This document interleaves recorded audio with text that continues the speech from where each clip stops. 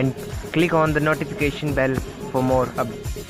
समालखा में आज केंद्रीय ऊर्जा, आवास एवं शहरी विकास मंत्री मनोहर लाल रविवार सायं चुलकाना धाम पहुंचे और प्रसिद्ध श्याम मंदिर में माथा टेका। केंद्रीय मंत्री मनोहर लाल समालखा पहुंचने पर समालखा विधायक मनमोहन भड़ाना ने बुके देकर व ग्रामीणों ने मंच पर फूलों की माला के साथ स्वागत किया। केंद्रीय मंत्री मनोहर लाल ने गांव की ओर से आयोजित सम्मान समारोह में उन्होंने लोगों को संबोधित करते हुए कहा कि समाज में अच्छाई प्रदान करने के लिए अच्छाई का वातावरण देना जरूरी है, जो कि प्रधानमंत्री नरेंद्र मोदी कर रहे हैं। आज पूरे विश्व में कोई भी भारत देश के सामने आंख उठाकर नहीं देख सकता, यही मोदी की गारंटी है। केंद्रीय मंत्री मनोहर लाल ने कहा कि रोटी कपड़ा और मकान के साथ साथ सरकार ने शिक्षा, स्वास्थ्य और सम्मान देने का भी काम किया है और यह भविष्य में भी जारी रहेगा। उन्होंने कहा कि आज गांव में 24 घंटे बिजली दी जा रही है, जिसका अनुसरण दूसरे प्रदेश भी कर रहे हैं। खेतों में कुसुम योजना के तहत सोलर से ट्यूबवेल चलाए जा रहे हैं। उन्होंने कहा कि शीघ्र ही योजना बनाकर तीर्थों के सुधारीकरण को लेकर कॉरिडोर बनाने की मांग को भी सिरे चढ़ाया जाएगा और इस पर काम किया जाएगा।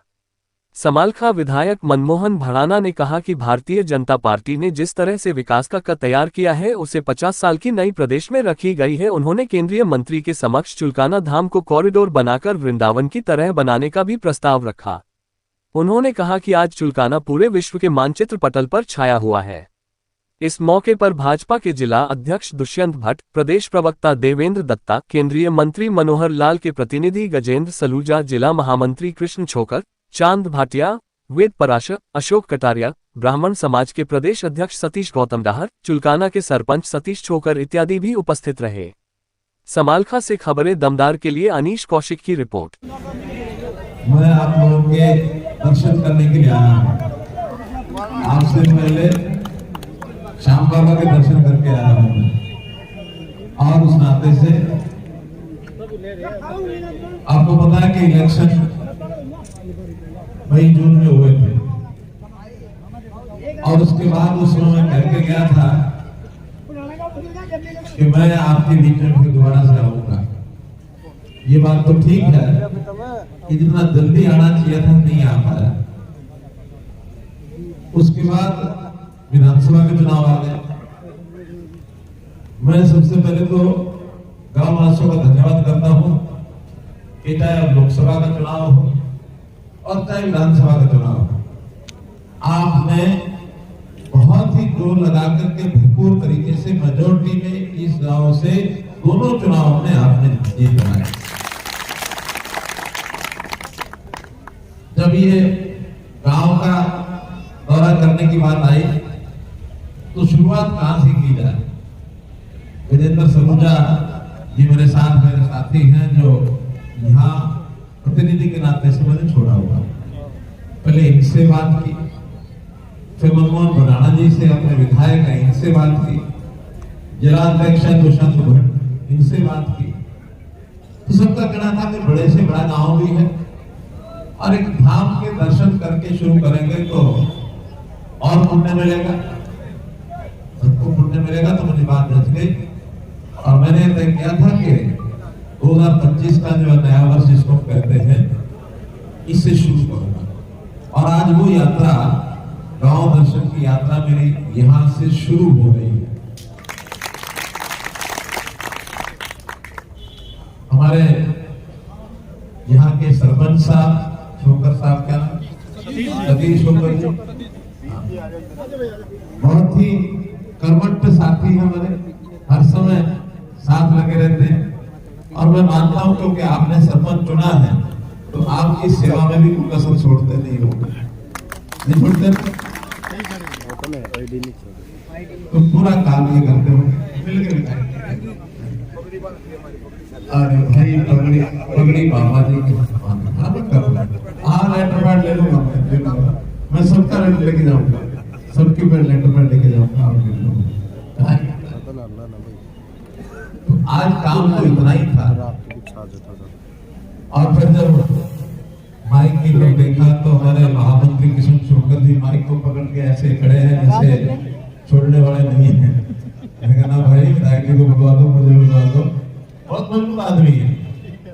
पूरे चुनाव में कुछ साथी जो लगातार डट के लगे थे और बहुत साथी 4-5 नाम मैंने बताई तो सब लेकिन इसके अलावा कि आप लोगों में से एक बढ़कर के उत्साह तब देखने को मिलता है जब मैं बोलने के लिए खड़ा हो जाऊं तो सामने वाले फिर खड़े जाते हैं, बिना बताए, बिना बोल के हमें बोलने देते, ये बैठे बैठे एक पीछे जयकारा बुलवा रहे थे हमारे साथ। इतना उत्साह, बहुत उत्साह होता। अब ये उत्साह क्यों बना? आखिर कोई मनोहर लाल के लिए नहीं बना। मैं तो एक इंसान हूं, जैसे आप इंसान है, मैं इंसान हूं, ईमानदार इंसान है जी। और हम खुले कह रहे हैं, बिल्कुल पहले खुले कह दो, ईमानदार इंसान मिलेंगे और बोलो ईमानदार प्रधानमंत्री है और ईमानदार विधायक बनवा दिया आपने यार। मैं तो ये मान के चलता हूँ कि समाज में, दुनिया में जो व्यक्ति आया है वो बचपन से ईमानदारी होता है, वो शुरू से बेईमान नहीं होता। ये तो बाद में वो किस संगत में पड़ जाए, किस परिवार में वो पड़ जाए, कैसे उसको शिक्षा मिले, कैसे उसको माहौल मिले, वो ढंग से ढल जाता है।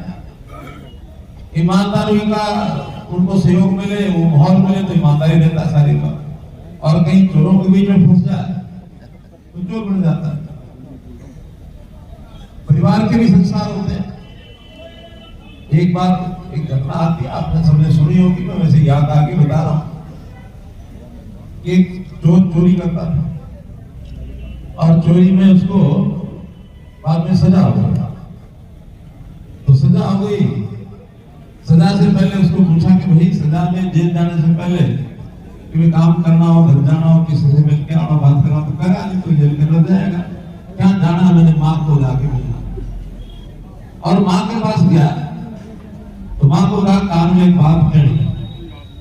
कान में बात कहने लगा तो बात नहीं कही, अपने जबड़े से माँ के कान को खाने लगा। माँ ने कहा बेटा क्या कर रहा है?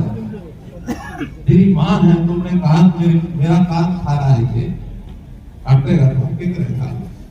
माँ काटेगा, क्यों काटेगा?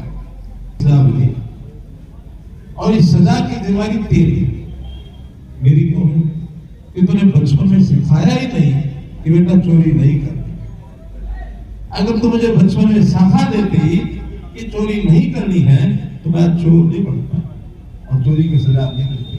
सजा मिली तो तेरे कारण से मिली। बात एक कहानी है, लेकिन इसमें दम इस बात का है कि कोई गलत काम करता है ना, उसकी भी कोई भूमिका होती है। अपने आप जन्मजात गलत नहीं होता, जन्मजात ईमानदार होता है।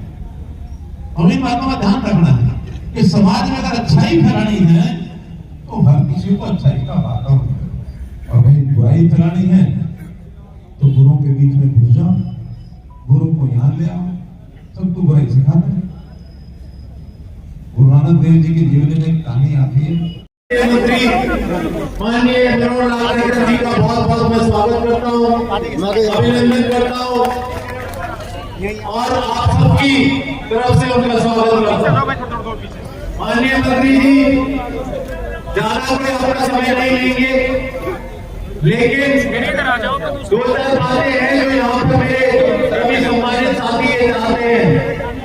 आज चुलकाना धाम पूरे भारत के मानचित्र पर देखने को मिलता है। यहाँ तक भी नए साल पर लाखों श्रद्धालु यहाँ पर दर्शन करने आए बाबा के। तो आपसे हम सबको ये उम्मीद है कि आप यहाँ पर जैसे आपने हरियाणा में व्यवस्था परिवर्तन किया है, ऐसे ही यहाँ पर एक ऐसी व्यवस्था परिवर्तन करो कि जिस तरह से वृंदावन और बिहारी जी के दर्शन करने लोग जाते हैं और जिस तरह की व्यवस्था वहां मिलती है देखने को, ऐसी व्यवस्था यहाँ पर देखने को मिले। ये हम सबकी आपसे जो है गुजारिश भी है, हाथ जोड़ आपसे निवेदन भी है और आपका बहुत बहुत धन्यवाद करते हैं। आज आप हमारे यहाँ पर चुलकाना धाम पर आप पधारे और बाबा साहब से यही मनोकामना करेंगे कि आप इसी जुनून से, इस जज्बे से हरियाणा की प्रगति के लिए काम करते रहे, राष्ट्र की प्रगति के लिए काम करते रहे। आपको ऊपर वाला बहुत बढ़िया स्वास्थ्य दे, लंबी उम्र की आपकी कामना करते हैं। और इन्हीं शब्दों के साथ मैं अपने वाणी को विराम देता हूँ, क्योंकि समय कम है, आपने आगे भी जाना है जैसा कि मुझे बताया गया। और सभी का बहुत बहुत धन्यवाद करता हूँ। बोलो बाबा साहब की, बाबा साहब की, बाबा साहब की। and click on the notification bell for more updates.